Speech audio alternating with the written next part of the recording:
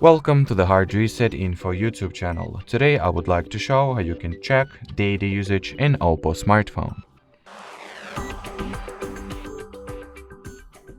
So to start, you will need to launch settings, then the route device. So if you would like to see your Wi-Fi or non-operator data usage, enter the Wi-Fi category, then go for the more settings, and here you have the Wi-Fi data usage page.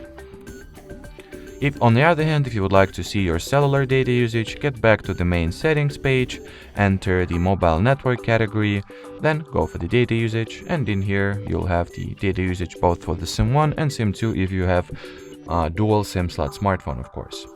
Alrighty, so that will be it for this video. Thanks for watching and bye bye.